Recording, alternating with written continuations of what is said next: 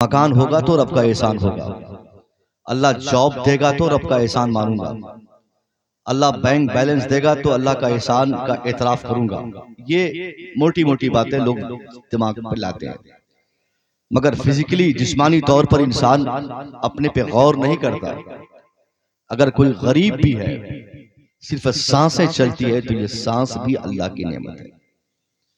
ضروری نہیں کہ آپ کے پاس 5 تلے کی بلڈنگ ہو، 50 بیگھہ زمین ہو، 50 کروڑ کی پراپرٹی ہو، تب آپ اس چیز کا اعتراف کریں گے کہ رب نے آپ پر احسان کیا ہے۔ آپ کے شریر کے سارے پارٹ پرزے، سارے ایلیمنٹس، سارے حصے، ناخون سے بال کے آخری حصے تک، ہر ایک چیز پر آپ ذرا دماغ کو پریشر ڈال کر سوچیں کہ ان میں سے کسی ایک چیز کی کمی اللہ فرماتا تو آپ انکمپلیٹ انسان کہلاتے۔ انسان ہوتے مگر 3 پاؤں اللہ دیتا تو یہ کمی تھی، 2 ہاتھ کی جگہ پر 1 ہاتھ دیتا تو کمی تھی۔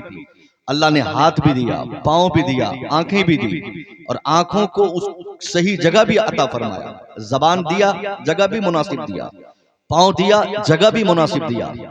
تو یہ جسمانی طور پر جتنے احسانات اللہ کے ہیں، ان کے بارے میں اگر غور کیا جائے کہ ہمارا رب اگر ان احسانات کے تعلق سے ہم سے سوال کرے گا تو ہم کیا جواب دے پائیں گے؟ صاحب ہم پر ہمارے رب نے کتنے بڑے احسانات کیے ہیں۔ ہم ہیں کہ ہم کو اس کا خیال نہیں، ہم دولت پہ، شہرت پہ، پیسے پہ، زمین پہ، جائیداد پہ، پراپرٹی پہ، ان ساری چیزوں کے تعلق سے ہم فکر کرتے ہیں کہ اگر یہ ہوتا تو اللہ کا احسان ہوتا، زمین ہوتی تو اللہ کا احسان ہوتا، مکان ہوتا تو اللہ کا احسان مانا جاتا۔ مگر رب نے تو احسان کیا نہیں میرے اوپر، میں تو غریب ہوں۔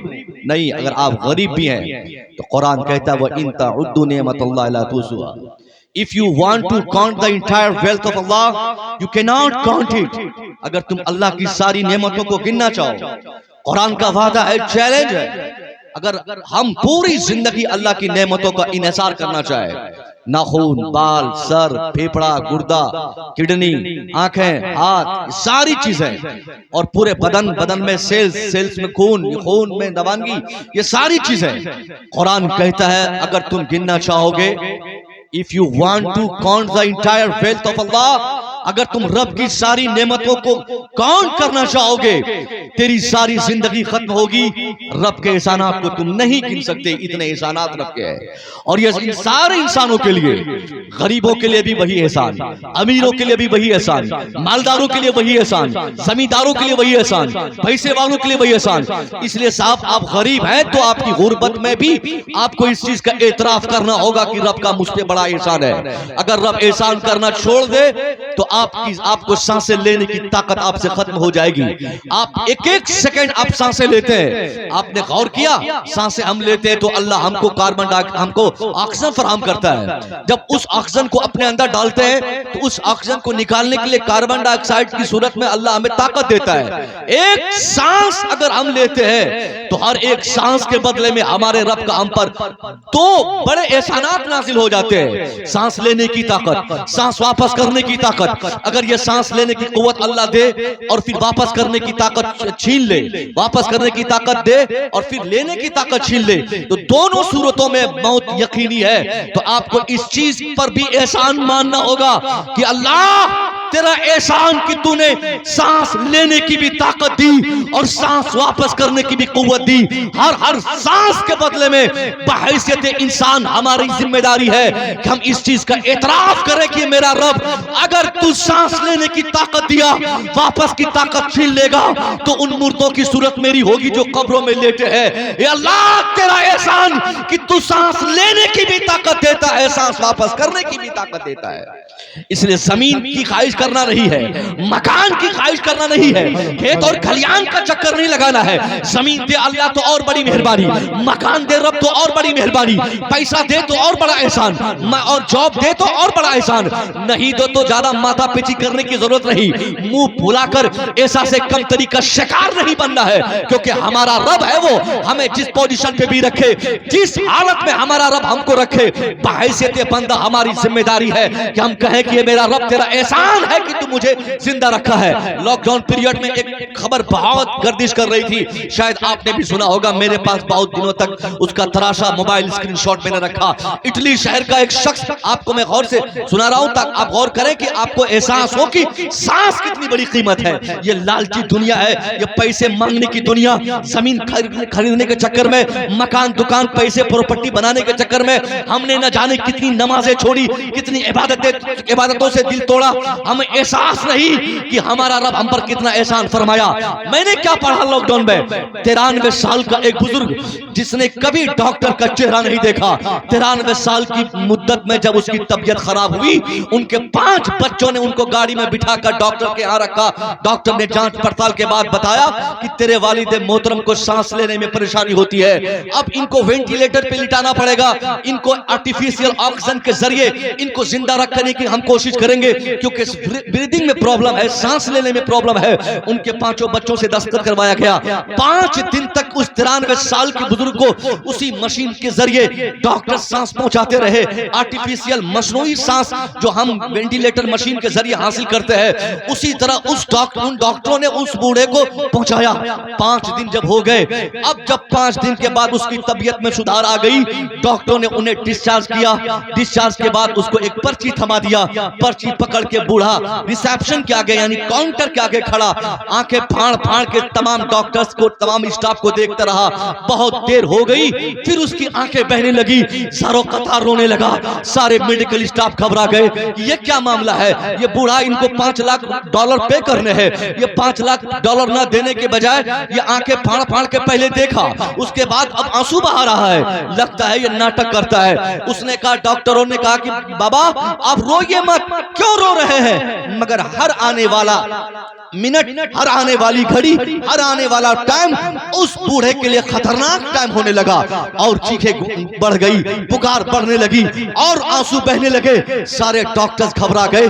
بابا کو منع کرنے کی کوشش کی گئی, بابا مت روئیے, اگر آپ اسی طرح روتے رہیں گے تو میرے میڈیکل کالج کا امیج خراب ہوگا, دوسرے پیشنٹ کو تکلیف ہوگی, لوگ میرے ہاسپٹل کے تعلق سے بہت زیادہ سنجیدہ ہو جائیں گے, یہاں نئے پیشنٹ نہیں آنا چاہیں گے, آپ چپ رہیے.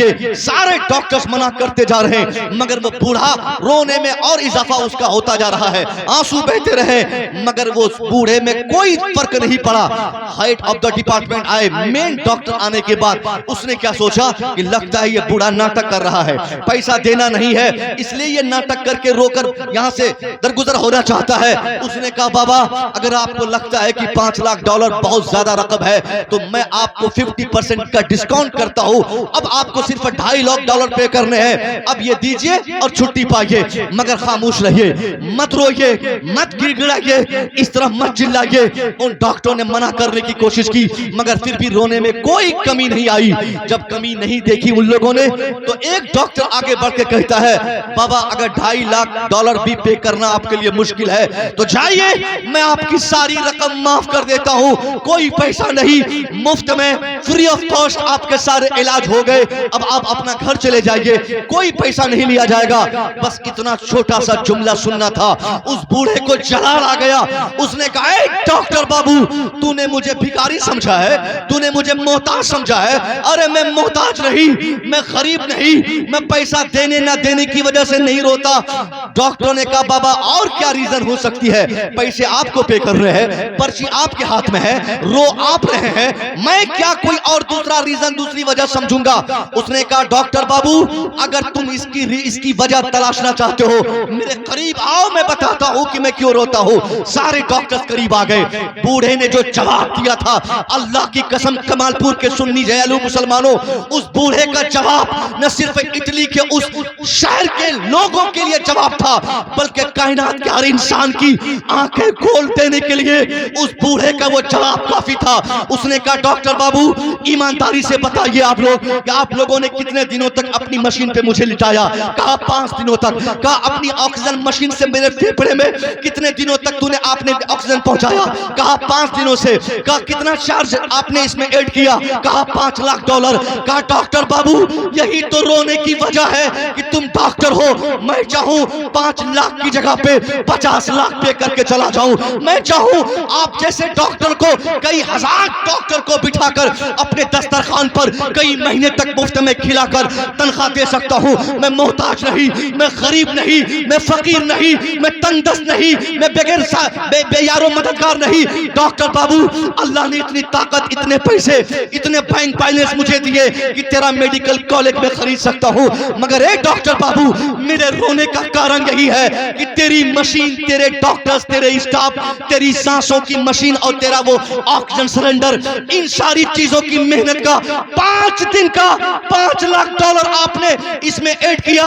یہی تو رونے کی وجہ رہی کہ تم جیسے ڈاکٹروں نے ایک دن کے لیے 24 گھنٹے کے لیے اگر تو نے سانسیں دی ہے تو 24 گھنٹے میں تو نے $1 لاکھ اس میں لکھا، 5 دن میں $5 لاکھ۔ ڈاکٹر بابو رونے کا کارن یہی ہے کہ تم جیسے ڈاکٹر کو مصنوعی آکسیجن کے بدلے میں اگر $1 لاکھ ایک دن کی سانسوں کے بدلے میں دے دوں تو اسی مناسبت سے میں کتنا مقروض ہو گیا اپنے رب کے اس احسانات کے تلے جو میرا رب اسی سانسوں کو ہمارے ماں کے پیٹ میں تھا تو اللہ دیتا رہا، میں بچپنے میں تھا اللہ دیتا رہا، میں جوانی میں تھا اللہ دیتا رہا، میں سوتا رہا اللہ دیتا رہا، میں جاگتا رہا اللہ دیتا رہا۔ ڈاکٹر اگر 24 گھنٹے کی سانسوں کی اتنی قیمت ہے کہ ایک پیشنٹ، ایک مریض کے لیے، ایک ڈاکٹر کے لیے $1 لاکھ کا مقروض ہوتا ہے تو اپنے رب کا میں کتنا بڑا مقروض ہوں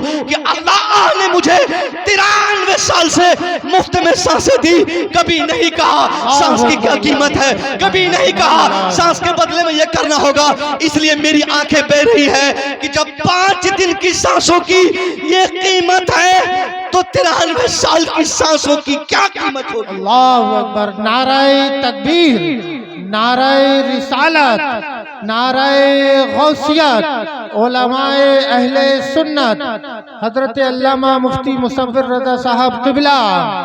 اس لئے مسلمانوں، انسانوں اپنے رب سے کچھ مت مانگو، اپنے رب سے صرف یہ دعا کرو اللہ موت تک ہمارا ایمان ہمارے پاس سلامت رہے۔ اے اللہ تیرا احسان ہے، تو نے ایک سیکنڈ ہمیں مرنے سے بچایا۔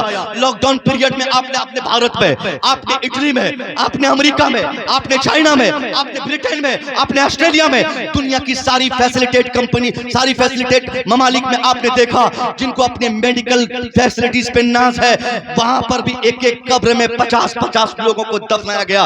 زمینیں تنگ ہو گئی، اتنی لاشیں گر گئی، اتنی لاشیں گری کہ سب لوگ بے تحاشا مرنے لگے۔ یہ اللہ موت دے دے، انسان بے تحاشا مرتا ہے تو آپ تو کم سے کم زندہ ہے۔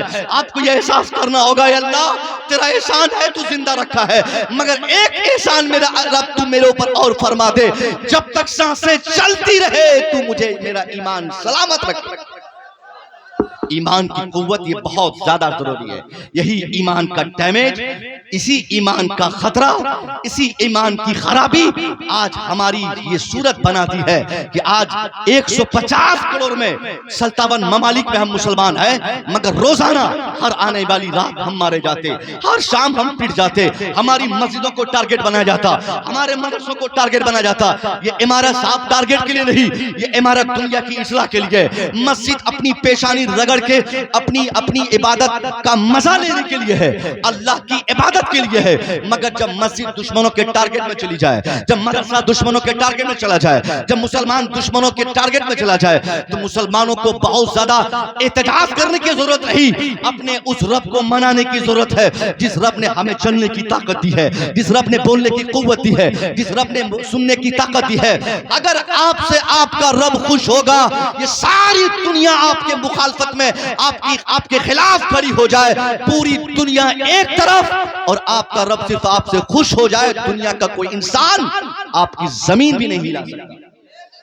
اگر آج آنکھیں دنیا دکھا رہی ہے گویا ہم نے رب کا احسان فراموش کیا، ہم نے اپنے اللہ کا احسان فراموش کیا۔ اس لیے مسلمانوں اپنے رب سے اگر کچھ مانگنا ہے تو اپنے رب سے ایمان کی سلامتی کی دعا کرو۔ آپ ایمان کی سلامتی کی دعا کرو گے آپ کے پاس زمین نہیں بھی رہے گی، آپ مر جاؤ گے، آپ کی آخرت کی زندگی میں آپ کو بادشاہت نصیب ہوگی۔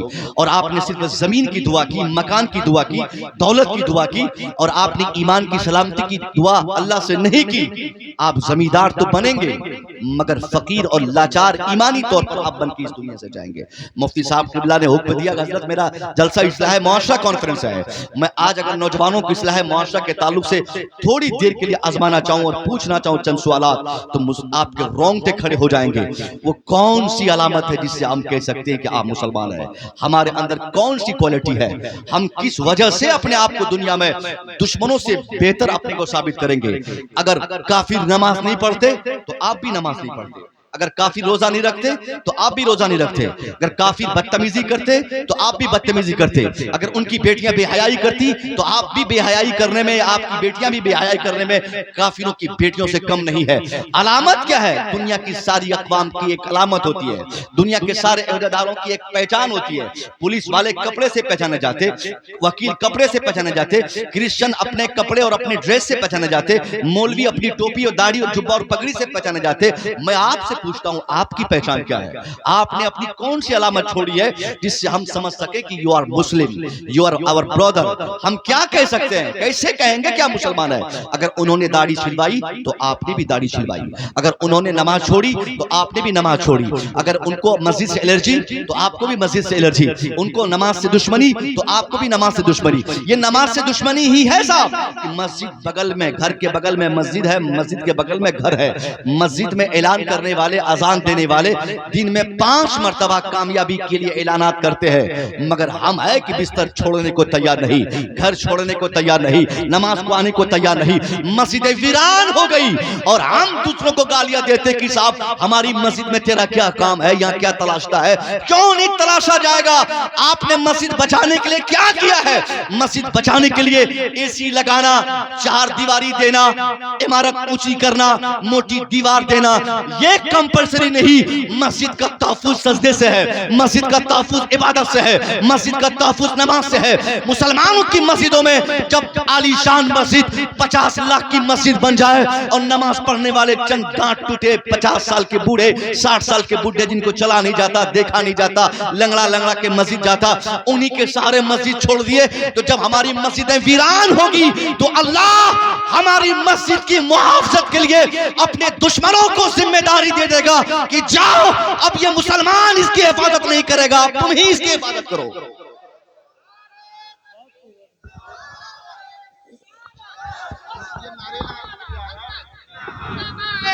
سنت جشن دستار بندی زندہ باد زندہ باد۔ آپ نے ویران کیا مسجدوں کو، آپ نے دوسروں کی انگشت نمائی کی، آپ نے دوسروں کو ٹارگٹ بنایا، آپ نے دوسروں کو بدنام کیا، آپ نے صرف یہی مسلمانوں میں رہ گیا۔ اس کی وجہ سے ہو رہا ہے، اس کی وجہ سے ہو رہا ہے، ان کے کارن ہو رہا ہے، ان کے کارن ہو رہا ہے، ان کے جیتنے سے ہو رہا ہے، کسی کے ہارنے جیتنے کا نہیں۔ قرآن نے آپ کی تباہی کا رسپونسبل آپ کو بناتے ہوئے کہا، 1450 سال سے یہ بات عام ہے۔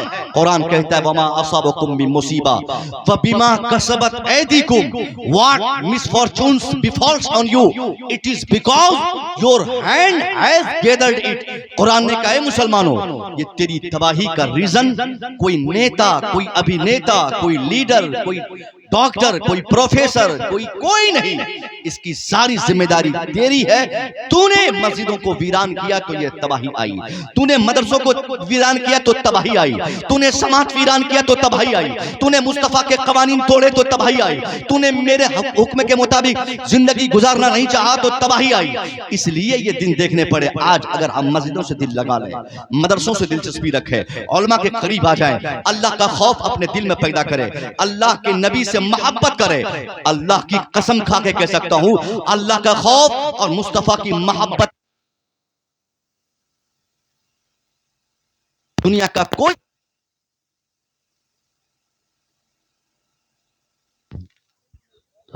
درود پڑھیے، درود شریف پڑھیے، اللہم صلی علی سیدنا شفیع نبینا محمد صلی اللہ علیہ وسلم. اب میں ایک مثال دیتا ہوں آپ کو. آپ بولتے ہیں کہ ہماری تعداد کم ہے. کچھ نہیں کم ہے. 313 کم ہے یا 150 کروڑ کم ہے؟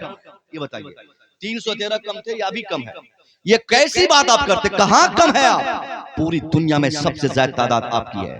مگر 313 کا ریزلٹ اور آپ کا ریزلٹ کتنا فرق ہے. 313 کے پاس تلوار نہیں تھی. 313 تھے ہتھیار نہیں تھے. ان کے پاس ویپنز نہیں تھے. مگر دنیا کی سب سے پہلی، اسلام کی سب سے پہلی جنگ، جسے جنگ تفریق کہتے ہیں، اس جنگ میں بغیر کسی کوپریشن کے اللہ نے کم تعداد ہونے کے بعد بھی بغیر ہتھیار کے گئے مسلمانوں کو اللہ نے ہزاروں کے مقابلے میں، تلواروں کے مقابلے میں ان کو کامیاب فرمایا. ان کی کامیابی کا ریزن آپ کو بتاؤں. ان کے پاس تلوار نہیں تھی. مسلمانوں نے کہا حضور تلوار نہیں ہے. حضور مسکرائے. آپ نے فرمایا کہ حضور کی ٹہنیاں کٹواؤ. ٹہنیاں کٹوائی گئی، لکڑیاں دلوائی گئی. ہم اور آپ ہوتے اور مفتی صاحب آپ سے کہہ دیں کہ چل رہا ہے کہیں میدان جنگ میں اور تم سب کو کھجور کی ٹہنیاں پکڑا دیتا ہوں یا لکڑی دے دیتا ہوں، تم لوگوں کو جنگ لڑ رہی ہے. آپ مفتی صاحب سے کہیں گے حضرت آپ اپنی جنگ اپنی پاکٹ میں رکھیے. جنگ لڑوانا ہو تو مجھے توپ دیجئے، مجھے گن دیجئے، مجھے تلوار دیجئے، مجھے ہتھیار دیجئے، مجھے ویپن دیجئے.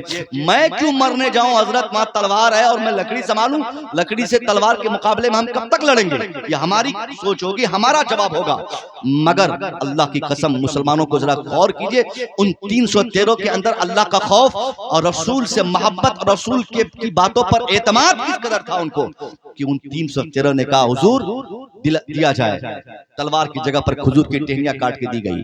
مسلمانوں کے لیے کھجور کی ٹہنیاں ہے. اور جب مسلمانوں نے ٹہنیاں گھموائی تو تاریخ بتاتی ہے کہ میدان جنگ میں لوہے کی تلوار کے مقابلے میں کھجور کی ٹہنیاں چلانے والوں نے جب ٹہنیاں چلائی تو تاریخ بتانے والوں نے بتایا ہے کہ تھوڑی ہی دیر میں لوہے کی تلوار والے ہار گئے اور لکڑی والے کامیاب ہو گئے. یہ کامیابی کس چیز کی تھی؟ یہ اللہ کے خوف سے سرشار ہونے کی بنیاد پر ان کو اللہ نے اس قدر کامیاب فرمایا کہ کھجور کی ٹہنی بظاہر دیکھنے میں تھی مگر اسی لکڑی میں اللہ نے طاقت لوہے کی عطا فرمائی. سبحان اللہ سبحان اللہ. آپ بھی اپنا ایمان مضبوط کریں. یہ سب سے پہلی چیز ہماری یہ تھی کہ آپ اپنے ایمان کو مضبوط کریں. ایمان مضبوط کیسے ہوگا؟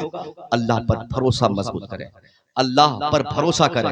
جس رب نے آپ کو ایمان کی دولتیں دی ہے، جس رب نے آپ کو پیدا کیا ہے، کوئی مائی کا لال آپ کو بھگا نہیں سکتا جب تک آپ کا رب نہیں چاہے کہ آپ کو کوئی نقصان ہو. رب کو خوش کریں، دنیا کو خوش کرنے کے چکر میں نہ رہے. اللہ کے گھر کو آباد کریں، دنیا کو آباد کرنے کے چکر میں نہ رہے. اللہ کے رسول کے گھر کو آباد کریں. آج مدرسوں کی اگر بات کی جائے، مسلمانوں کی دلچسپی آج سب سے زیادہ اسکولوں کی طرف، کالجوں کی طرف، دوسرے اداروں کی طرف. یہی ایمان کی کمزوری دیکھیے. ہمارا بیٹا انگریزی بولے ٹھیک ہے، ہمارا بیٹا قرآن نہ پڑھ پائے، قرآن نہیں پڑھے گا کوئی دقت نہیں، انگریزی نہیں بول پائے گا پریشانی ہو جائے گی. یہ بیٹا کیا پڑھتا ہے؟ انگریزی میں دو چار ورڈ میننگ بھی یاد نہیں ہے. اس بچے کو نماز کی نیت یاد ہے نہیں، باپ نہیں سوچتا. اس بچے کو سورہ فاتحہ یاد ہے نہیں، باپ نہیں غور کرتا. اس باپ کا دماغ یہ فیصلہ کرتا ہے کہ نہیں میرا بیٹا انگریزی بولنا ہوگا ان کو، میرا بیٹا میتھمیٹکس پڑھے، میرا بیٹا سائنس پڑھے. میں سائنس اور میتھمیٹکس اور انگریزی کی مخالفت نہیں کرتا، مگر آپ نے جو اپنے بیٹے کو میتھ سائنس فزکس پر توجہ دلائی ہے، کتنے بیٹے آپ کے ڈاکٹر بنے ذرا بتائیے؟ کتنے بچے میتھ پڑھ کے آپ کے انجینئر بنے؟ آپ کو بتانا ہوگا.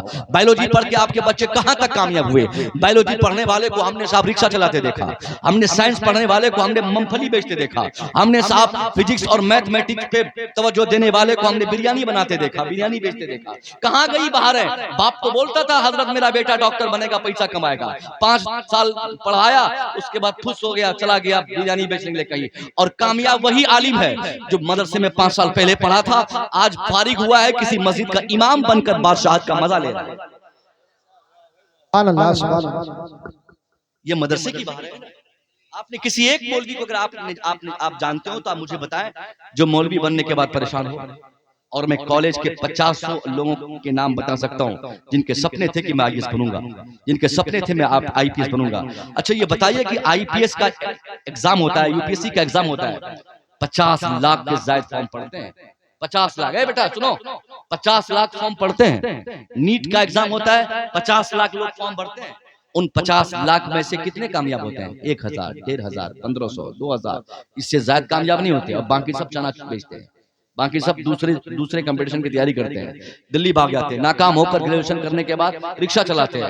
اب وہ ناکامی ہے، مگر مدرسہ آپ کا اتنا شاندار رزلٹ دنیا کو دیتا ہے کہ قاعدے سے 2 سال اگر اس میں کوئی تعلیم حاصل کر لے، یہ مدرسہ اس کو کبھی چنا نہیں بیچوائے گا، یہ مدرسہ اس سے کبھی رکشہ نہیں چلوائے گا، یہ مدرسہ اس سے کبھی ممفلی نہیں بیچوائے گا۔ یہ مدرسے میں پڑھنے کی برکت ہوگی کہ وہ کہیں دکان کھول کے چوراہے پہ روڈ کے کنارے کسی گراہک کا منہ نہیں تکے گا، بلکہ قاعدے سے 2 سال ایمانداری سے جو شخص اپنے کو مدرسے کے حوالے کرتا ہے، اب مدرسہ ان کو اتنا شاندار رزلٹ دیتا ہے کہ ان کو کہیں نوکری اور غلامی نہیں کرنی پڑتی، بلکہ اس کے لیے پھر کوئی نہ کوئی مدرسہ یا کوئی نہ کوئی مسجد کی چٹائی آواز دیتی ہے کہ تو دلی مت جا، تو بنگال مت جا، تو ہریانہ مت جا، تو مدرسہ آ جا، تو مسجد آ جا، میرا امام بن جا، دنیا بھی پائے گا آخرت بھی پائے گا۔ بابا نعرہ تکبیر، نعرہ رسالت، نعرہ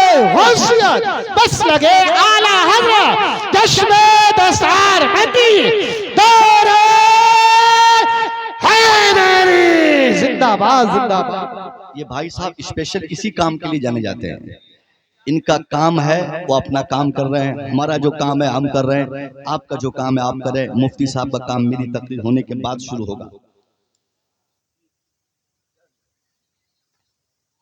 مفتی صاحب قبلہ ماشاءاللہ تھوڑی دیر کے لیے گھبرا گئے تھے، میں گھبرا گیا تھا، میں واپس جا رہا تھا، چونکہ میرے ساتھ سچویشن ایسے ہیں، اور مفتی صاحب نے فرمایا کہ آپ آئیں، نوجوان تیار ہیں۔ واقعی میں جو مومنٹ میں دیکھ رہا ہوں آپ لوگوں میں سننے میں جو بیداری ہے، اگر مجھے پتا رہتا ہے تو 12 بجے دن ہی میں آ جاتا۔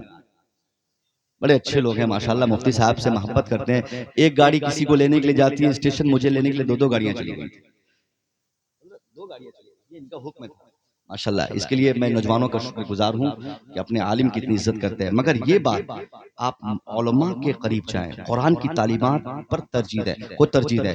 قرآن نہیں پڑھے گا بیٹا ماں باپ کی خدمت نہیں کرے گا، قرآن نہیں پڑھے گا بیٹا، زیادہ انگریزی کے چکر میں رہیے گا، دین کی تعلیم سے آپ دور ہو جائیے گا، اور جب دینی تعلیمات سے آراستہ نہیں ہوں گے سماج اجڑ جائے گا، ماحول خراب ہوگا، جنازہ پڑھنے والے نہیں ملیں گے، قرآن پڑھنے والے نہیں ملیں گے۔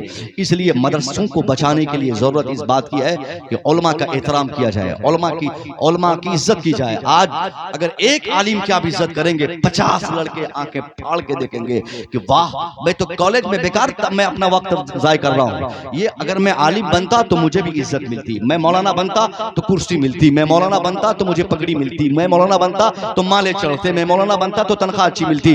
اس لیے اپنی اولاد کو آپ بھی مدرسوں میں پڑھائیں، پہلے عالم بنائیں۔ آپ کا بیٹا پہلے عالم بنے گا، اس کے بعد کالج میں جائے گا۔ خدا کی قسم اگر آپ نے اپنے بیٹے کو مدرسوں میں پڑھا کر کالج میں بھیجا، کبھی نہ آپ کو پیسے کی کمی ہوگی اور نہ کبھی اس بچے سے آپ کو کبھی کوئی تکلیف ہوگی۔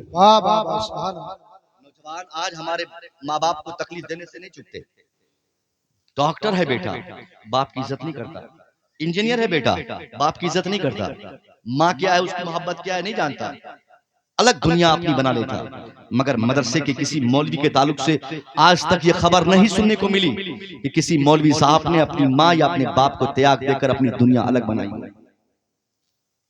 دنیا میں کون سا ادارہ ہے جو آپ کو تربیت دے گا اس چیز کی کہ آپ والدین کی عزت کریں، ان کا احترام کریں؟ کالج کبھی بتائے گا؟ نہیں بتائے گا۔ دینداری کیا چیز ہوتی ہے کالج بتائے گا؟ نہیں بتائے گا۔ اس لیے کالج کی تعلیم یہ سیکنڈ آپشن، پہلا آپشن قرآن کی تعلیم۔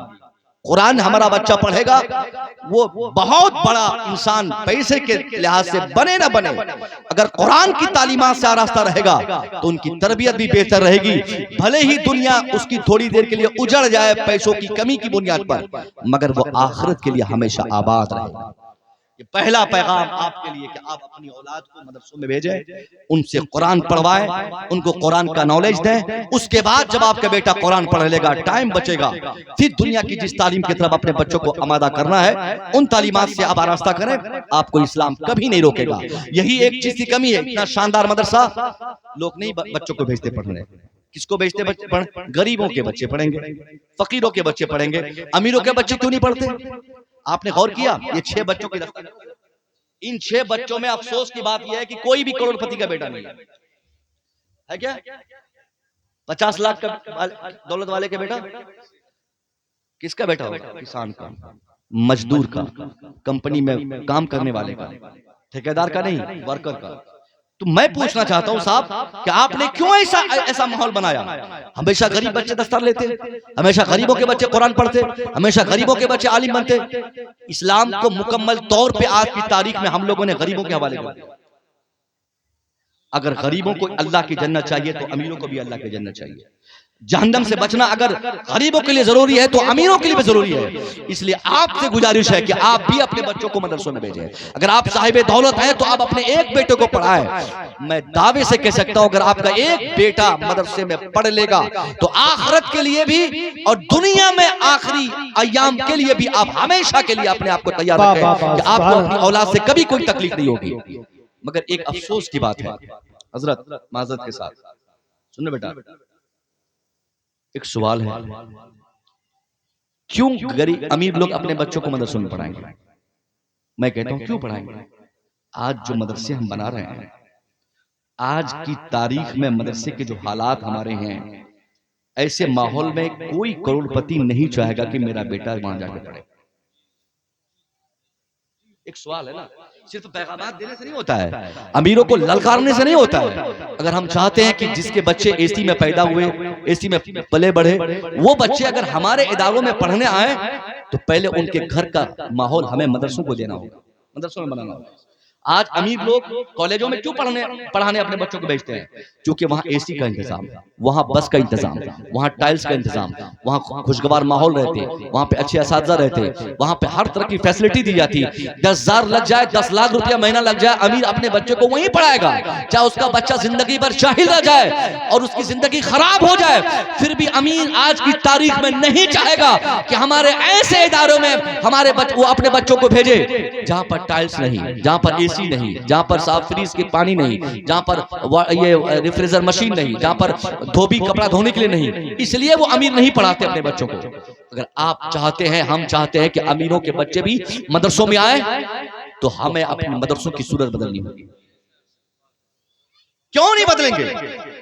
کتا، بلی، خنزیر اور یہ ڈاگ، کیٹ، ریٹ، پھیٹ یاد کرنے والے لڑکے جہاں پڑھتے ہوں وہاں اگر ٹائلز لگے رہتے، وہاں اگر اے سی لگی رہتی، وہاں اگر اس کو پیوریفائیڈ واٹر پینے دیا جاتا، تو جو قرآن پڑھتا ہے ان کا بھی حق ہے کہ ان کو بھی اے سی میں سلایا جائے، ان کو بھی اے سی روم دیا جائے۔ مگر ہم نہیں دے سکتے۔ ہم نے یہ توجہ دلائی لوگوں کو اور ہم نے یہ کہہ دیا کہ حضرت مدرسے میں اے سی لگائیے گا، آفس میں اگر مفتی صاحب اے سی لگا لیں تو قیامت آ جائے گی۔ اب بچوں کے روم کی بات کر رہے ہیں، اگر مفتی صاحب نے ایک کمرے میں اپنی آفس میں اگر اے سی مشین لگا دی تو نوجوان بولیں گے اب حضرت کو بھی آرام چاہیے۔ اب مزہ لینے کے لیے حضرت نے اے سی لگا لی اپنے کمرے میں، اب حضرت کو گرمی کا کوئی خوف نہیں، حضرت لگا لی کمرے میں۔ ارے کیوں بھائی؟ کیوں؟ دنیا دار اے سی آفس میں بیٹھتا، جن کی ذمہ داری ہے کہ آپ کے لیے دین سنبھالے، آپ کی اصلاح کرے، آپ کی دنیا بنائے، آپ کی آخرت بنائے، آپ کے مدرسے سنبھالے، آپ کی مسجد سنبھالے، آپ کو دین کے لیے بیدار کرے، تو اس عالم کا بھی حق ہے کہ 24 گھنٹے یہ بھی اے سی میں سوئے۔ مگر اپاچی خرید لے مولانا، ایپل موبائل لے لیں مولانا، آئی فون، یہ لوگ عید کے بعد بولیں گے حضرت لگتا رمضان میں کچھ زیادہ ہی چندہ ادھر ادھر کیے ہیں، 80,000 کا موبائل حضرت کے پاس، یہ چندہ کدھر سے آیا، کدھر ادھر کر دیا۔ ارے کاش آپ کتنے پیسے مار سکتے؟ کوئی ایک عالم کا نام بتائیں جو آپ کا چندہ کر کے وہ کروڑ پتی بن گیا۔ میں 50 لوگوں کو گنا سکتا ہوں جو پیمانی کر کے کروڑ پتی بنائے۔ عالم چندہ کر کے کیا کر سکتے ہیں؟ 5,000، 10,000، ارے ان کے بچے ہیں، 5,000 اگر عالم صاحب لے لیں تو پوری کمیٹی 5 بار کمیٹی بیٹھ جائے گی ان کو بھگانے کے چکر میں کہ حضرت حساب دیں، حساب دو یار۔ جلد نمبر 3 کہاں ہے؟ 4 نمبر جلد ملتی نہیں ہے، لگتا اسی جلد کے پیسے سے گاڑی آئی ہے۔ شرم آنی چاہیے۔ آپ نماز پڑھنے جاتے ہیں اپاچی میں، آپ کے پاس پلسر ہے، آپ کے پاس آپ کی طاقت کے مطابق فیسلیٹیڈ گاڑی ہے، مگر یہ علماء اگر گاڑی سے پڑھانے جائیں تو پیٹ میں درد ہوتا ہے کہ آپ بھی نماز پڑھانے لئے موٹر سائیکل سے آتے ہیں. شوق سے آپ کو خود گفٹ کرنا چاہیے اور یہ کہنا چاہیے حضرات ہم جب جمعہ پڑھنے 220 سی سی کی پلسر سے آ سکتے ہیں تو ہم سے بڑا حق حضرت آپ کا ہے کہ ہم 2 لاکھ کی گاڑی سے آتے ہیں تو آپ 5 لاکھ کی گاڑی سے نماز پڑھانے آئے. زندہ باد بہت اچھے زندہ باد. یہ امام ہے، امام یہ بادشاہ ہے، یہ ہمارے مالک ہے، یہ ہمارے نگراں اور ہمارے رہبر ہیں. اگر یہ غریب رہ جائیں گے تو اسلام غریب رہ جائے گا. یہ محتاج رہیں گے تو آپ بھی محتاج رہیں گے. یہ تنگ دست رہیں گے تو تنگ دستی کی بنیاد پر یہ تبلیغ نہیں کریں گے. اس لیے آپ کی ذمہ داری ہے آپ مدرسہ بنائیں، شاندار طریقے سے پیسے دیں، صرف زکوٰۃ کے نہیں. اور آپ سے حضور میں گزارش کروں گا کہ اس قوم سے آپ زکوٰۃ نہ مانگیں، ان سے زکوٰۃ نہ لیں. ان سے زکوٰۃ کے پیسے لیں گے یہ لوگ آپ کو فقیر سمجھیں گے. اور یہی ہو رہا ہے نا. ابھی رمضان لیٹسٹ نیئرلی آنے والا ہے. رمضان شریف میں ہمارے دوست بھی ہم سے ملاقات نہیں کرتے. رمضان کے بعد عید کی سوئیاں کھانے کے لیے فون کر کے بلاتے، مگر رمضان میں وہ خود میرا فون نہیں اٹھاتے. وہ جانتے کہ مولانا پھر رسید کاٹ دے گا. مولانا کی رسید سے اتنا ڈر لگتا ہے کہ ٹرین میں ایک صاحب بتا رہے تھے اجمیر شریف جا رہے تھے. حالانکہ میں چٹکلا بولتا نہیں ہوں لیکن حضرت مسکرائے تو سوچا کہ مسکرانا چاہیے. تو ایک صاحب اجمیر جا رہے تھے، بہت بھیڑ تھی. اس نے کیا جلد بازی میں ٹرین پہ بغیر ٹکٹ چڑھ گئے. ٹی ٹی بابو آ گئے، کا ٹکٹ؟ بولا میرے پاس نہیں ہے. کا پھر کیا ہوگا؟ کا پرچی کٹے گی تیری. کا کتنے کی؟ بولا 1500 روپے کی پرچی کٹے گی. بولا میرے پاس تو پیسے نہ ہو. بولا کٹے گی؟ کا کاٹ دو. کا کیوں کاٹ دو پرچی؟ بولا مجھے سرکار نے بھیجا اسی کام کے لیے کہ جو بغیر ٹکٹ کا دکھے ان کی پرچی کاٹنی چاہیے. تیری پرچی کٹے گی 1500 کی. تو مولانا صاحب چونکہ اجمیر جا رہے تھے اور اجمیر سے ان کو گجرات نکلنا تھا چندہ کے لیے، رسید اور مہر سب جھولی میں تھے حضرت کے. حضرت نے بھی اپنی رسید نکال لی. ٹی ٹی نے ان سے پوچھا نام بتا، عمر بتا. پھر حضرت نے کہا کہ آپ کا نام، زکوٰۃ دیں گے یا عشرہ؟ اس نے کہا یہ تو کیا کاٹ رہا؟ بولا حضرت، یہ حضرت نے کہا حضرت ٹی ٹی نے کہا حضرت یہ کیا کاٹ رہا؟ کہا آپ 1500 کی کاٹو، میں 3000 کی کاٹتا ہوں. آپ 1500 کاٹ کے 1500 مجھے لوٹا دیو. کہا مجھے تو گورنمنٹ نے بھیجا بھائی یہی کام کے لیے. تو حضرت نے بھی کہا کہ مجھے بھی اسی کام کے لیے سیکریٹری صاحب نے بھیجا ہے. تو مولانا کی پرچی سے سب ڈرتے، پولیس والے ہو، وکیل ہو، جج ہو، سب کی پرچی کٹ جاتی ہے. تو اچھے لوگ رمضان نام سے ڈرتے ہیں کہ حضرت سے ملاقات نہ ہو بھائی، نہ تو پرچی کاٹ دیں گے ہماری. میں کہوں گا کہ یہ زکوٰۃ دینا چھوڑیے، خود کا پیسہ مدرسے میں دیجیے. جب آپ کے بچے پڑھتے ہیں اسکول میں 1 لاکھ روپیہ آپ دیتے ہیں ڈونیشن کے نام پہ، دیتے ہیں نا. بہت سارے اسکولز آپ کے شہر میں ہوں گے جہاں 1 لاکھ روپیہ صرف ایڈمیشن فیس لگتے ہیں اس میں، مگر مدرسے میں بچے زندگی بھر پڑھیں 1000 روپیہ دینے کی ہماری اوقات نہیں ہوتی. اگر آپ ان کو زکوٰۃ خور کہیں گے، آرام خور کہیں گے، یہ زکوٰۃ تو مانگیں گے ہی مانگیں گے. آپ کو چونکہ آپ کو جہنم سے بچانا ہے ان کو. اگر آپ زکوٰۃ نہیں دیں گے تو خود آپ کا نقصان ہوگا. اور یہ آپ کے نقصان سے آپ کو آزاد دلانے کے لیے آپ کے گھر جاتے اور آپ ہیں کہ آپ منہ چڑھاتے، آپ بولتے حضرت بس ہو گیا اور نہیں میرے پاس. زکوٰۃ غریبوں میں بانٹے جاتے ہیں. جب آپ لوگ غریبوں میں نہیں بانٹتے تو ہم مدرسے والے زکوٰۃ لیتے ہیں تاکہ آپ زکوٰۃ سے بری ذمہ ہو جائیں. پھر اس پیسے کو شرعی اعتبار سے یہاں جائز کر کے اس کو استعمال میں لائے جاتے ہیں. ڈائریکٹ زکوٰۃ کے پیسے ہم علماء کی تنخواہ میں خرچ نہیں کرتے ہیں. پتا چلا زکوٰۃ کے پیسوں کے سہارے مدرسہ نہیں چلنا چاہیے. مدرسہ چلے مسلمانوں کے خون پسینے کے بہائے پیسے سے، آپ کے ذاتی پیسے سے. آپ کا بچہ قرآن پڑھنے آئے، آپ شوق سے 5000 روپیہ حضرت کو گفٹ کرتے ہیں کہ حضرت آپ کی مہربانی کہ میرا بیٹا جب LKG میں پڑھتا تھا تو میں اسکول والے کو 5000 دیا تھا، آج میرا بیٹا قرآن پڑھ رہا ہے میں خوشی سے 10000 دوں گا.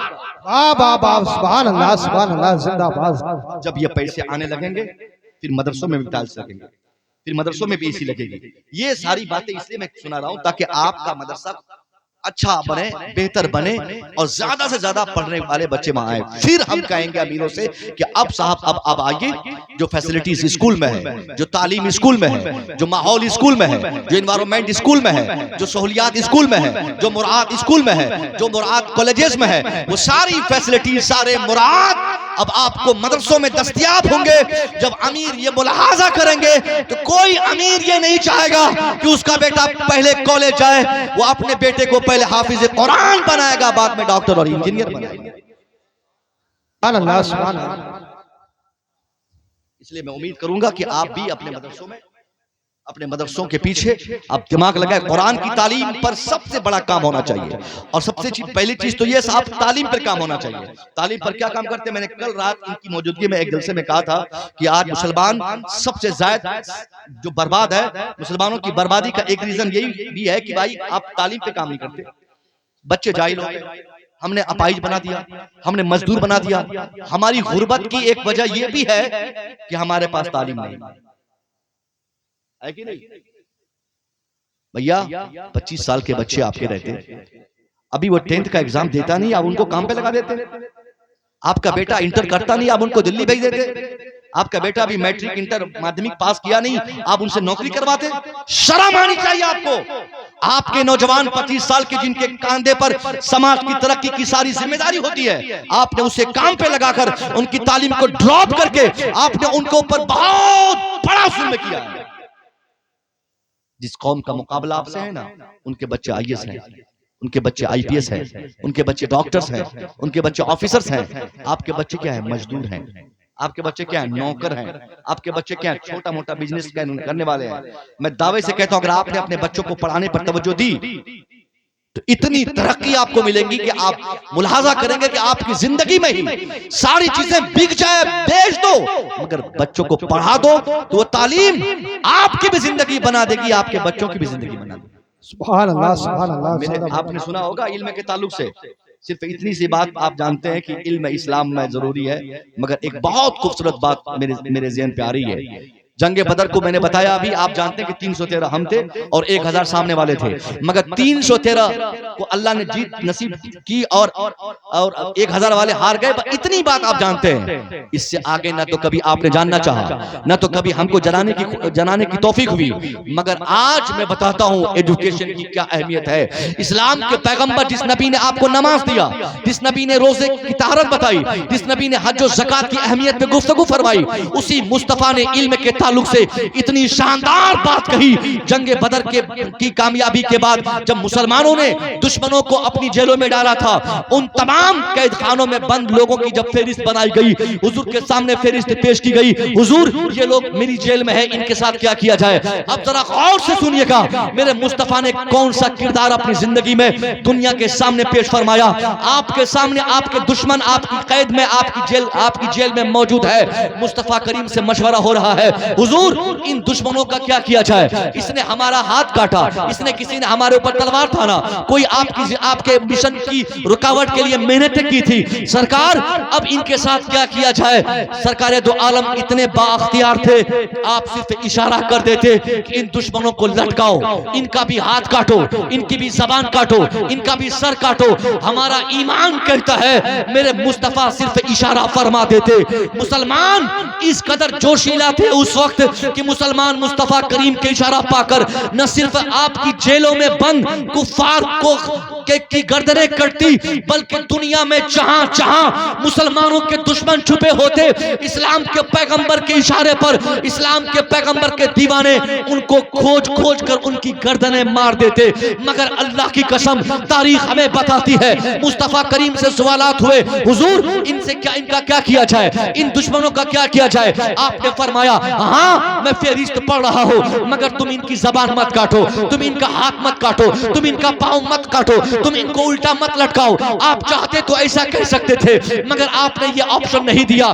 آپ نے فرمایا ان سے جا کے کہہ دو گھبرانا نہیں ہے، ڈرنا نہیں ہے، خوف کرنے کی ضرورت نہیں ہے، ان کو مارنے کی ضرورت نہیں ہے. ان سے جا کے کہو کہ مست رہے اور ایک ہی مطالبہ کرو کہ ان میں سے اگر کوئی بھی جیل میں بند فرد اگر پڑھا لکھا ہے ان کو کہہ دو کہ ڈرنے کی کوئی حاجت نہیں، وہ چپ چاپ میری آنگن میں آ جائے، میرے سماج میں آ جائے، اکیلا ہو اور ہمارے 10 لوگوں کو پڑھا دے، میں ایسے ہی اسے آزاد کر دوں گا۔ بابا نعرہ تکبیر، نعرہ رسالت، نعرہ حیثیت، مسلک اعلی حضرت، چشم دستار بندی، علماء اہل سنت، سرزمین کمال پر زندہ باد زندہ باد۔ بات سمجھے؟ میرے نبی نے کیا کہا؟ دشمنوں سے دنیا میں کون ایسا بدلہ لیتا ہے صاحب؟ دشمن کو پکڑنے کے بعد تو ہم اس کا سامان چھینتے ہیں نا۔ 100 روپیہ کسی کے پاس ہمارا بچا رہے اور 1 سال کے بعد ملاقات ہو جائے تو ہم ان کی چابی چھین لیتے ہیں کہ پہلے پیسے دے پھر جانا یہاں سے۔ مگر نبی کے سامنے آپ کے جانی دشمن تھے، آپ چاہتے تو آپ اشارہ کروا کے ان کے ہاتھ پاؤں توڑوا سکتے۔ یہاں سامنے سے جو کھڑے ہیں، یہاں سامنے سے بالکل ہٹ جائیے یہاں سے، کوئی تماشا نہیں ہو رہا۔ بہت زیادہ گدری کر رہی لڑکے، بہت زیادہ ان کو سمجھ میں نہیں آ رہی ہے کہ میں کیا کہہ رہا ہوں۔ ارے میں ان کے کام کی باتیں کر رہا ہوں بھائی۔ تعلیم کی کیا اہمیت ہے؟ میرے نبی نے دشمنوں سے پڑھنا ضروری قرار دیا اور آپ نے فرمایا تھا، آپ نے کہا کہ ان دشمنوں کو کہہ دو کہ ڈرنا نہیں ہے، ان سے پیسے نہیں لیے جائیں گے، ان کو مارا پیٹا نہیں جائے گا، وہ چپ چاپ میرے یہاں آئے، ہمارے 10 لوگوں کو پڑھا دے، ہم مفت میں چھوڑ دیں۔ کتنا خوبصورت پیغام میرے مصطفیٰ کے کردار سے تھا۔ اب جس پیغمبر نے پوری دنیا کے سامنے علم کی اہمیت پر اتنا زبردست کردار پیش کیا ہو، اسی پیغمبر کے ماننے والے اگر جاہل رہ جائیں تو افسوس کی بات ہے، اگر اسی نبی کے ماننے والے اگر ان پڑھ ہو تو یہ افسوس کی بات ہے۔ اس لیے مسلمانوں، آج کی اس محفل سے ایک سب سے بڑا پیغام آپ کے لیے ہے کہ آپ سب سے پہلے تعلیم پر توجہ دیں، دوسرا کام اپنے بچوں کی تربیت پہ بھی توجہ دیں، تعلیم بھی ہو اور تربیت بھی ہو۔ آج تربیت کی سب سے زیادہ کمی ہمارے سماج میں ہے۔ مسلمانوں کے بچے گایا پیتے، شراب پیتے، بھانگ کھاتے، شرارت کرتے، ڈکیتی کرتے، بدماشی کرتے، چوری کرتے، ساری برائی ہم کرتے۔ کیا فرق رہ گیا؟ کیا کر رہے ہیں آپ؟ کیا ہو گیا نوجوانوں آپ کو؟ آج اسٹیشنوں کے بغل میں جب ہماری نگاہیں دوڑتی ہے تو بھیک مانگنے والے بچے مسلمانوں کے ملتے، پاکٹ مارنے والے بچوں مسلمانوں کے ملتے، بےہودگی کرنے والی بچیاں مسلمانوں کی ملتی، بدتمیزی کرنے والے بچے مسلمانوں کے ملتے۔ اس کا مطلب ہے کہ ہمارے بچوں میں کافی گراوٹ ہے تربیت کی۔ تربیت پر آپ کو کام کرنا ہوگا۔ آپ باپ ہیں، نبی نے فرمایا کلکم رائن وکلکم مسئول عن رعیہ، every one from your society is a monitor yourself. تیرے سماج کا ہر ویکتی اپنے سماج کا مانیٹر ہے۔ باپ بیٹے پہ، ماں بیٹی پہ، بڑی بہن چھوٹی بہن پہ، بڑا بھائی چھوٹے بھائی پہ خاص توجہ دے کہ ان کا مستقبل خراب نہ ہو جائے۔ ایک دادا، ایک بڑے بزرگ تھے، رو رہے تھے نماز کے بعد، گفتگو نہیں ہونی ہے، وہ رو رہے تھے۔ بچوں نے کہا دادا آپ کیوں رو رہے ہیں؟ آپ کیوں رو رہے ہیں؟ کہا بچے میری موت مجھے یاد آ رہی ہے۔ کہا دادا اس میں کیا نیا ہے؟ اگر آپ کو مرنا ہے تو ہمیں بھی تو مرنا، ہم کیوں کہاں روتے پھر آپ کیوں روتے؟ کہا میرے بچے مجھے موت کا خوف نہیں ہے، موت کے بعد جو سوالات اللہ ہم سے کرے گا ان سوالات سے میں ڈرتا ہوں، وہ سوالات سے میں ڈرتا ہوں۔ کہا دادا اس میں حیرت کی کیا بات ہے؟ سوالات مجھ سے بھی ہوں گے، دادی سے بھی سوالات ہوں گے، دادا سے بھی، یہ امی سے بھی ہوں گے، ابا سے بھی ہوں گے، پھر وہ لوگ نہیں روتے ہیں، صرف آپ کیوں روتے ہیں؟ جبکہ وہ بزرگ نمازی تھا، وہ بزرگ حاجی تھا، وہ عابد شب زندہ دار تھا۔ اس نے کہا میرے بچے سچ ہے کہ سوالات تم سے بھی ہوں گے، سوالات مجھ سے بھی ہوں گے، مگر تیرے سوالات میں اور میرے سوالات میں زمین و آسمان کا فرق ہے۔ اے میرے بیٹے تم سے تیرا رب صرف تمہارے بارے میں پوچھے گا۔ میں اس لیے رو رہا ہوں کہ مجھ سے میرا سوال تو ہوگا ہی، مگر میرے سوالات کے ساتھ ساتھ تم جیسے بدماش اور بدتمیز اولاد کے بارے میں جو اللہ پوچھے گا، انہی چیزوں کو محسوس کر کے میں رو رہا ہوں کہ میں اللہ کو کیا جواب دوں گا۔ اس لیے اگر آپ باپ ہیں تو آپ کی ذمہ داری ہے کہ آپ کے بچے نہ بگڑے، اگر آپ دادا ہیں تو آپ کے بچے نہ بگڑے، اگر آپ بڑے بھائی ہیں تو آپ کی ذمہ، کیونکہ آپ اچھے رہیں گے تو اس کا ایٹومیٹکلی اثر آپ کے بچوں پہ پڑے گا. ایک بزرگ جس کے پاس صرف کوئی سامان نہیں، صرف ایک بیٹی، 30 سال کی بیٹی ہے، 80 سال کا بوڑھا ہے، بیٹی بھی بھوکی ہے، باپ بھی بھوکا ہے. 3 دن ہو گئے بیٹی کچھ پکائی نہیں، باپ کچھ کھایا نہیں. اب بیٹی اپنے باپ سے کہتی ہے ابا آپ جائیے مارکیٹ کام کر کے لائیے، کہیں سے روٹی کا انتظام ہو، کہیں سے دال چاول کا انتظام ہو. اے میرے والد محترم، اس طرح بیٹھے رہیں گے تو گھر کی خرچی کیسے چلے گی؟ ابا آپ کام کر کے لائیے تاکہ میں روٹی بناؤں، چاول بناؤں، سبزی پکاؤں، ہانڈی چڑھے، چولہے جلے. باپ کا پریشر، باپ کے اوپر جب بیٹی کا پریشر پڑا، ایک دن نماز فجر کے بعد وہ بزرگ جھولی لیا اور مارکیٹ کام کی تلاش میں چلا گیا. پورا دن مارکیٹ میں کام کھوجتا رہا. شام ہو گئی، وہ بوڑھا ناکام ہو کر گھر واپس آیا. دروازے پر بیٹی کھڑی ہو کر باپ کی آمد کا انتظار کر رہی تھی کہ ابھی ابا جھولی بھر کر سبزی لائیں گے، دال چاول کا انتظام ہوگا، خوب بھر کے پیٹ بھر کے آج کھائیں گے، مزے سے نماز پڑھیں گے، عبادت کریں گے. مگر بیٹی کیا دیکھتی ہے؟ شام ہونے کے بعد 80 سال کا بوڑھا باپ جیسے ہی دروازے پر آیا، بیٹی کی نگاہ باپ کی نگاہوں سے بعد میں ٹکرائی. بیٹی پہلے باپ کی ہاتھ سے لگی خالی جھولی کو ملاحظہ کرتی ہے اور کہتی ہے ابا آپ نے کوئی کام نہیں کیا، آپ کی جھولی خالی ہے، سبزی نہیں ہے، دال نہیں ہے، چاول نہیں ہے، راشن نہیں ہے. آپ کی بیٹی کیا پکائے گی، کیا کھائے گی، رات کیسے گزارے گی؟ باپ نے اپنی بیٹی کا بازو پکڑا اور دھیرے سے اس اپنے کمرے میں لے گیا اور تکبیر، نعرہ تکبیر، نعرہ رسالت، بس لگے اعلیٰ حضرت علماء حضرت علامہ مفتی کمال مصطفیٰ ازہری. عشق محبت، عشق محبت. ہمارے یار کمال فرمانا جیسے آدمی ہو ذرا کھل کر بولیے نعرہ تکبیر، نعرہ رسالت، بس لگے اعلیٰ حضرت بستی بستی کریا کریا، نعرہ حیدری زندہ باد. آپ حضرات اطمینان سکون سے بیٹھ جائیے اور یہ جگہ جو ہے ساری خالی کر دیں اور ادھر آ جائے تو انشاءاللہ قاری صاحب نے معقول بیٹھنے کا انتظام کیا ہے آپ کے لیے. دیکھیے اولاد مناظر اہل سنت، جانشین شیر اہل سنت، اب خود یہ شیر بن چکے ہیں ماشاءاللہ. میں نے ایک ویڈیو دیکھی ابھی کچھ دن پہلے، میں نے کل مطالبہ، میں آپ سے پوچھا تھا نا کل حضرت کہ حضرت کے مدرسے کا جلسہ تھا، الحمدللہ اہل سنت کا اتنا شاندار ستارہ. کہتا نہیں کہ اگر باپ جو رہتا ان کی فطرت ان کے بچوں میں جاتی ہے. جن کے والد محترم نے پورے ہندوستان میں اہل سنت کی حفاظت کے لیے اپنی پوری زندگی قربان کی اور گھوم گھوم کر منازعہ کر کے نہ جانے کتنے دیابنا کی گردنیں دبوچی ہے، اور اللہ نے ان کی اولاد کو ان کے ذہن میں ایسی وسعت عطا فرمائی جو ہمیشہ بے باکی کے ساتھ یہ کہنے کا حوصلہ رکھتے ہیں کہ دشمن کبھی بھی آئے تو ان سے چیلنج کرے، مقابلے میں آنا چاہے تو آئے. اللہ نے اتنا علم، اتنا نالج، اتنا حوصلہ اور ایسی جوامردی عطا فرمائی. انشاءاللہ آنے والے وقت میں جس رنگ و آہنگ میں آپ نے حضور مناظر اہل سنت کو ملاحظہ کیا تھا، اس سے کئی گنا اچھی کوالٹی میں آپ انہیں بھی ملاحظہ فرمائیں. ہم لوگ دعا کریں کہ اس ہیرے کو اللہ سلامت رکھے. مفتی صاحب کی تقریر ہوگی، میں اپنی بات کمپلیٹ کرتا ہوں، بات پوری ہو جائے. باپ نے بیٹی سے کیا کہا کہ بیٹی میں مارکیٹ جاتا ہوں اور کام کر کے لاتا ہوں، لیکن باپ ناکام آیا، واپس آیا. اب بیٹی رونے لگی کہ ابا آپ نے کام نہیں کیا، اب میں کیا پکاؤں گی ابا، اب آپ نے کچھ لایا نہیں تو میری راتیں کیسے گزرے گی. بیٹی کا ہاتھ پکڑ کے باپ اندر لے گیا اور کہتا ہے میری بیٹی اگر تجھے رات گزارنی ہے تو آؤ میں رات گزارنے کا فارمولہ بتاتا ہوں. اے میری بیٹی کل رات سے زیادہ آج رات عبادت کر، کل رات سے زیادہ آج رات قرآن پڑھ، تیری رات آسانی سے گزرے گی. اور اے میری بیٹی تو صبر کرے گی، اللہ تیرے صبر کی برکت سے تیرے باپ کو کل بہتر بدلہ عطا فرما دے گا.